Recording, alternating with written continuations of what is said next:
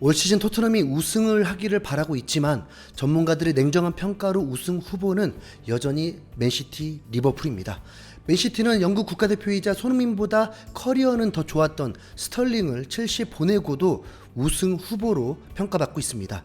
지난 시즌 정통 스트라이커가 없는데도 우승을 했는데 이번엔 호날두, 메시급이라고 불리는 홀란을 영입했기 때문이죠. 홀란은 현재 나이가 이강인과 동갑인 2000년생 22살입니다.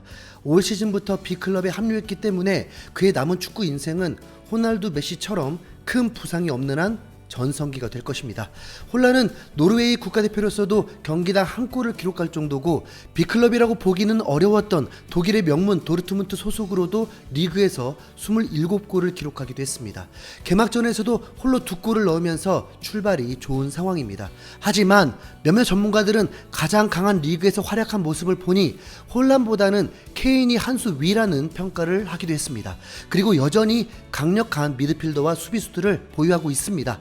리버풀도 손흥민의 라이벌급 선수였던 마네를 미넨으로 떠나보냈지만 우루과이 국가대표인 누네스를 영입하면서 마누라 라인과는 결이 다른 강력한 공격진을 보유하게 되었습니다. 그리고 역시 강력한 미드필더와 수비수들을 보유하고 있습니다. 그런데 리버풀이 조금 불안한 부분이 있습니다. 시작부터 부상이 속출하고 있고 개막전에서 승격팀 풀럼에게 호되게 당해버렸는데 이상 징조가 맞을 겁니다. 리버풀은 지난 시즌 단 2번밖에 패배하지 않았고 맨시티보다 승보다 무승부가 더 많아서 단 1점 차이로 우승을 놓친 것입니다. 단 2번의 패배는 유로파리그 출전 정도는 가능했던 웨스트햄, 레스터시티에게 패배했습니다. 이 정도는 있을 수 있는 일이죠.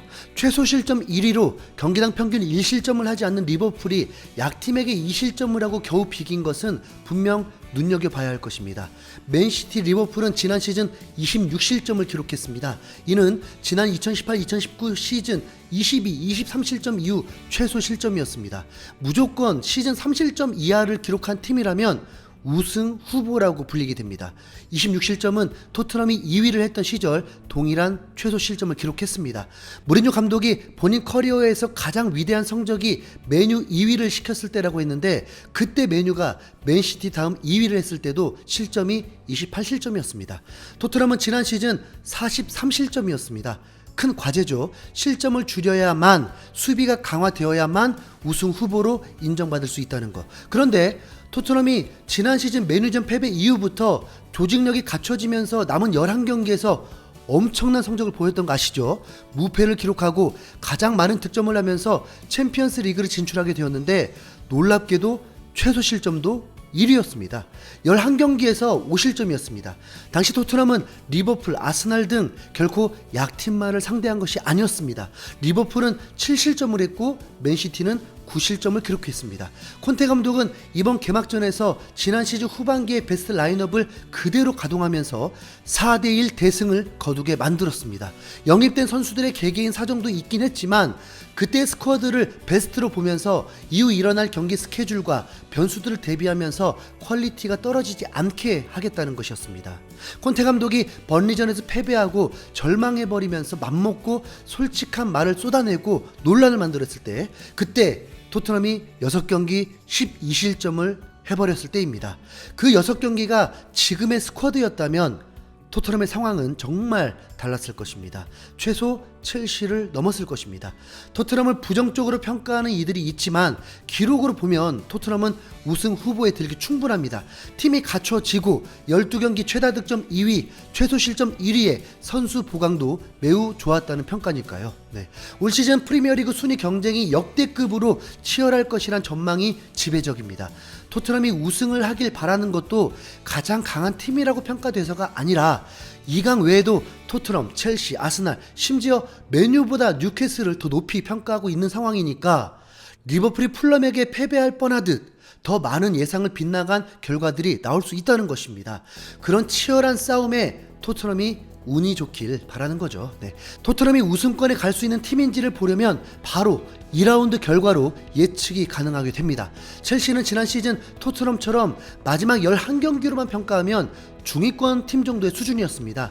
토트넘이 11경기 27득점 5실점에 8승 2무 1패, 첼시는 11경기 20득점 14실점 4승 3무 3패였습니다. 비교가 안 되죠. 개막전에서도 토트넘은 경기력도 매우 좋은 대승으로 1위로 시작하고 있고, 첼시는 원정이라고 하지만 골키퍼와 수비수들의 활약으로 페널티킥 1득점 승리를 거뒀습니다. 지난 시즌 영국 매체들은 토트넘이 첼시와 경기에서 승리할 확률을 30%로 보기도 했지만 지금은 토트넘이 더 우세하다고 평가하고 있습니다. 첼시는 B클럽이고 지난해 구단주가 바뀌면서도 통 큰 것은 여전하다 보니 남은 3주 사이에 선수 영입을 하면서 보강을 준비하고 있습니다. 하지만 곧 있을 대결만 놓고 본다면 첼시의 공격력은 토트넘을 따라올 수가 없습니다. 영국 매체 더선은 이 런던 더비를 주목하면서 통합 베스트 11을 뽑았는데, 공격진에는 손흥민, 케인이 당연히 뽑히고 예의상 스털링을 포함시킨 형국입니다. 스털링은 과르디올라 감독이 출전수를 줄이면서 시간 낭비할 필요 없다면서 첼시를 선택했습니다. 주전을 원했고 본인이 좋아하는 윙어와 침투를 투엘 감독이 주문했기 때문이라고 했습니다. 그런데 스털링이 오른쪽 윙어는 거의 해본 적이 없죠. 토트넘 1라운드에서 단연 오른쪽 윙어 클루세스키가 돋보이면서 베스트 11에 포함되어야 하지만 그렇다고 손흥민 대신 스털링도 이젠 아니거든요. 손흥민은 개막전에서도 평점 8점으로 팀 내 2위를 기록했습니다. 포지션별로 골고루 포함되긴 했는데 경계되는 부분은 양쪽 윙백을 모두 첼시를 선택했고, 센터백도 3명 중 2명을 첼시 선수를 선택했습니다. 그렇다면 아래쪽이 첼시가 더 강하다고 평가한 것인데 분명 경계를 해야 할 부분입니다. 과연 손케쿨은 첼시를 상대로 득점을 할 수 있을까? 지난 시즌 4패보다 더 굴욕은 무득점이었다는 건데, 그러면서도 왜 토트넘을 우위로 볼까요? 그만큼 토트넘이 전체적으로 강해졌기 때문입니다. 수비수들이 공격을 해버리고 윙백도 더 날카로워졌다 보니 개막전에서도 2골이 나오게 되었고, 벤탄쿨이 90%의 패스 성공률로 수비와 공격 사이에 연결을 잘 이어주고 있고, 호이베르는 2골에 모두 관여하는 좋은 패스들을 보여줬습니다. 거기다 첼시가 겪어보지 못한 클루셉스키까지 있으니까요.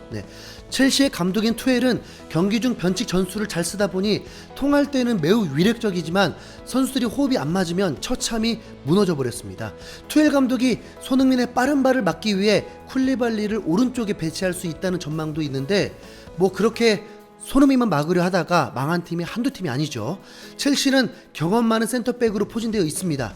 안 좋게 말하면 주전 센터백 3명이 나이가 100살이 넘습니다. 토트넘은 최근 분석으로 피지컬이 좋아진 것에 매우 주목되고 있습니다. 평균 신장을 더 키워버린 선수들로 구성했고, 세세뇽과 케인을 스파르타로 만들어 버리기도 했습니다. 손흥민이 베스트 11 안에서는 작은 키가 되어버렸고 전체 선수 중 평균이 되었습니다. 손흥민은 첼시의 사연이 참 많습니다. 중요한 경기에 퇴장을 당하면서 팀 패배를 막지 못했고, 지난 시즌 4경기 중 1경기는 부상 복귀에서 부진하고 2경기는 아예 출전하지도 못했습니다. 그렇기 때문에 이번 첼시전은 더 승리할 수 있다는 기대감이 솟구친 것입니다. 5년 전 부스터를 가동하면서 원더골을 넣었듯이 현재 분위기도 최상이고 레벨업도 된 상황에서 손흥민이 활약한다면 분명 좋은 결과로 2연승 될 거라 믿습니다. 이상 흰수염 고래였습니다.